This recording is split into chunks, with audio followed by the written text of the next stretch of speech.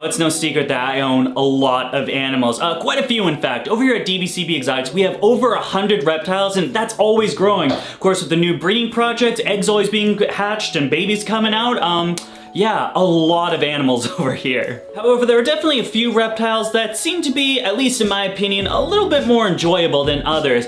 These are gonna be animals that I find myself wanting to interact a bit more and spending a little bit more time with than some of the others in my collection. That's exactly what we're gonna be talking about today. My top 5 favorite reptiles that I keep, and ones that I think you should probably keep as well. So with all that being said, I guess it's time to sit back, relax, dive into some fun, exciting, entertaining reptiles that I personally enjoy, and roll the intro.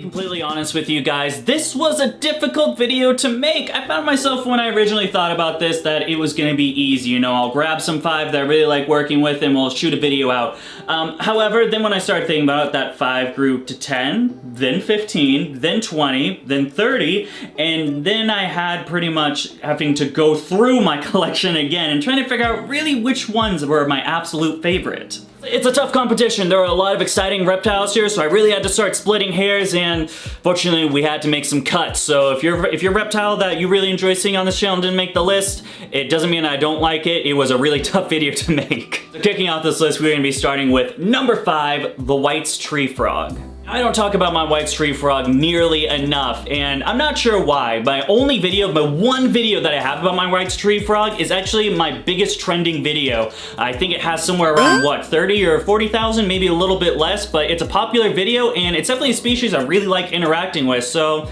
I don't know, maybe I should make more videos about this guy. When it comes down to it, I absolutely adore my White's tree frog. There's nothing I like more than sitting on the couch watching TV and then the frog waking up, crawling around. I mean, it's not like he does anything super exciting, it's just really exciting watching him, doing his everyday tasks, soaking in the water bowl, feeding. Probably the best animal to feed in my collection. There's nothing more goofy than a White's tree frog lunging out, mouth first, just whatever his fingers or his mouth can get a hold of. More times than not, it's gonna be my fingers rather than the actual food source. However, amazing animal to feed, just, it's the best. The very few frog species I actually own, White's tree frog definitely takes the cake in a complete landslide. They're a completely interactive frog that is gonna be up and awake and moving rather than most of the other frog species out there, and I think they're amazing. It's definitely something I've mentioned in a couple of videos that I'm gonna get a bigger enclosure for and making it a larger bioactive vivarium, getting a few more White's tree frogs because man, these guys, they're a barrel of laughs.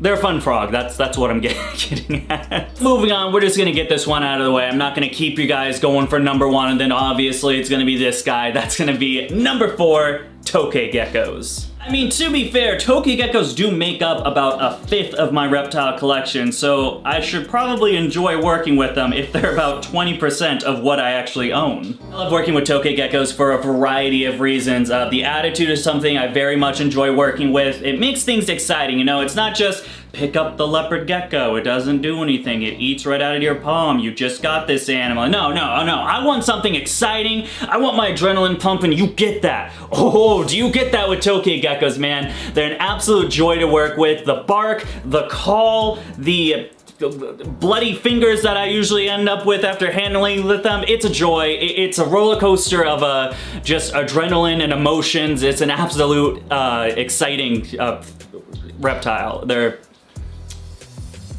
Why are they exciting? Always a fun handling with my Toki Geckos. Again, the call is just something I absolutely adore. It doesn't happen very much often, which is funny because I have them all just actually like right here. You think you'd hear them more often. However, you don't hear them that often, but when you do, it's always fun to listen to. They have a very unique call, and it's one of the few reptiles that actually make noises, which is always a plus. I think it's actually the only reptile in my collection. I mean, like, the Argus monitors hiss, but like, this is an actual vocalization that these guys make. They are pretty rad, I gotta say. Of course, there's nothing more exciting as a breeder than working with new mutations and possibly getting your world's first stuff. That's always a huge roller coaster. You know, waiting on eggs to hatch. What's gonna hatch out of it? Is it gonna be this new thing, or is it just gonna be a normal and I gotta rebreed, line breed down to try to get that visual mutation? Things like that. I think the last thing that makes these guys just an absolute joy and amazing thing to work with is the fact of their parental instincts. Now, while I definitely don't recommend you breed Toki geckos if you're just looking for that one quality, you definitely need to do your research instead of jumping gun-ho into it.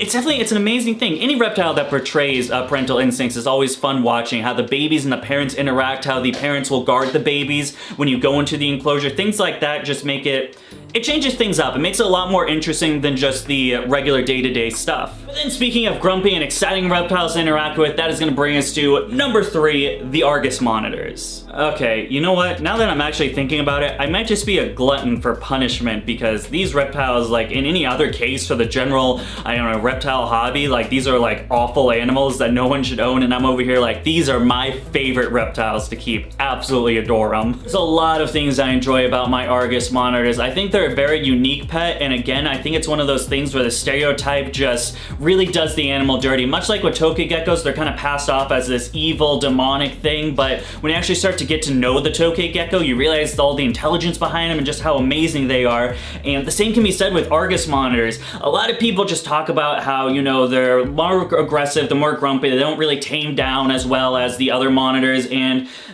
if you're just gonna believe that and kind of pass them off, you don't get to see all the amazing stuff they do. Of course, the most characteristical thing, the tripoding, I don't know of any other monitor that will consistently stand up on its hind legs and really be like a bipedal animal.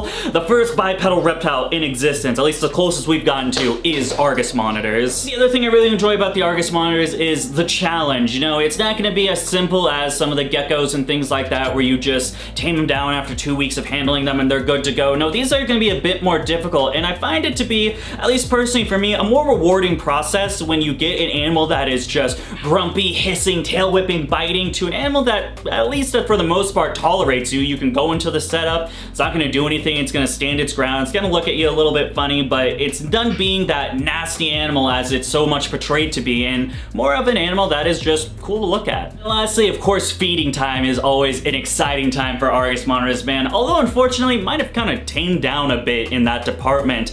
They used to just go absolute like Tasmanian devil style on these, you know, rodents, chicken, whatever I'm feeding them at that time. They've calmed down a lot more since then, especially my male. My male actually just comes right up to me and he'll just take it off the tongs and then walk away, which is, I gotta say, not as exciting as they used to be, but it's a better experience. I don't have that like subconscious thought that like, man, one false move and there goes my finger. Nope, I'm pretty safe and secure with feeding my Argus monitors. However, it's still exciting. You can kind of play catch with them with the rodents. I like tossing them. Of course, they're in a 6 foot by 4 foot, so you can really get some air with those little mice, and then they just scoot over at like the blink of an eye and are able to catch it. It's a fun time. It's a good time.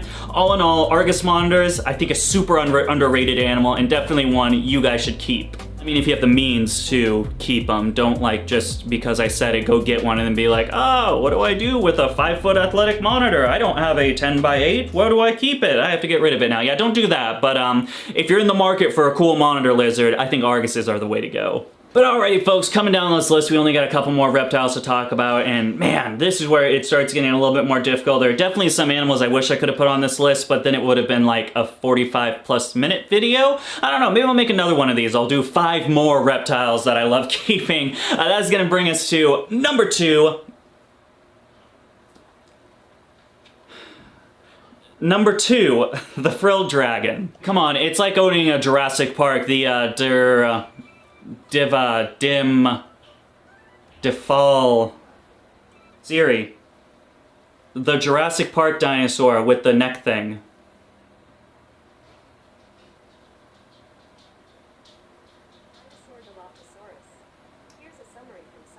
Thanks, Siri. That'll be all. Dilophosaurus. That's just rad in itself. And they got the cool little things where they go like when they get suddenly spooked and everything, although mine rarely did it, although he kind of did in the very beginning when I first brought him in, and he was kind of like shocked of his new setup, and every time I'd open, of course, by then he was actually in a 4x2 that was front opening, so I opened it and he would get shocked because it's overhead, but now that I have him in a front opening, I believe it's a 3x3x5, something like that, he doesn't really do it anymore. He kind of just runs off if he gets spooked, so I don't see the neck thing as often, but however, in the rare times that I do, it's definitely always amazing to see. It's a characteristic that you can't pass up. It's something that makes the animal completely unique and unique from any other reptile in my collection. It's always a fun time. I definitely need to make more Frill Dragon videos. I absolutely adore my Frill Dragon. I just, I don't know why I haven't made Frill Dragon. I made a care guide. You know, what more could you guys want? All in all, he has been an awesome reptile. I'll probably make more videos about him in the future, but he's definitely one of my favorites to just open up, to hang out with him.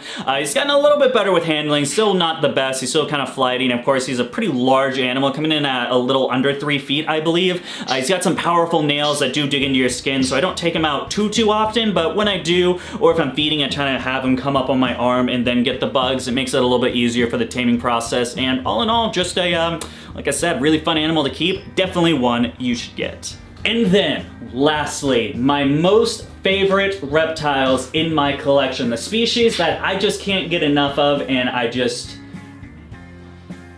lost my train of thought. A really fun species to keep, and one of my personal favorites to interact with. Number 1, Tegu Lizards. Now, honestly, Tegu Lizards were always going to be number 1 on this list. That was the one thing that I was completely sure of. A Tegu was my dream lizard ever since I first started getting into the hobby. Of course, Zoo Creatures back, what was that, I don't know, 6 years ago or so? We went to Zoo Creatures, we picked up the bearded dragon, and of course they had a cool black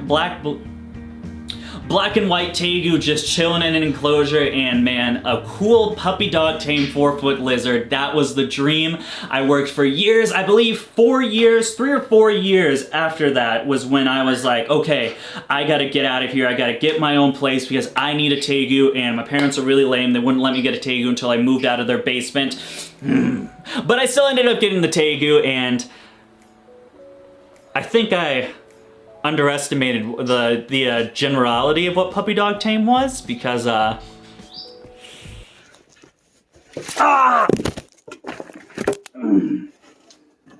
even though Hobbs is an absolute menace to society, he is by far my favorite reptile that I own. It switches things up. It makes things more exciting, you know. I mean, why would you want a Tegu where you can just open up the enclosure and do your regular maintenance, take out the plate that you fed him with, change the water dish, spot cleaning poops, things like that, when you can have all of those things with a 3-foot plus animal that wants to kill you in the process? I mean, what could be better? We're working on it. We're working on it. You guys saw the video. I'll put it right here if you guys haven't saw that video. We're taming him down. I got some stuff in the works. We're gonna get him a nice tame Tegu, and maybe finally I can live my dream of having a Tegu that doesn't want to absolutely wreck my face.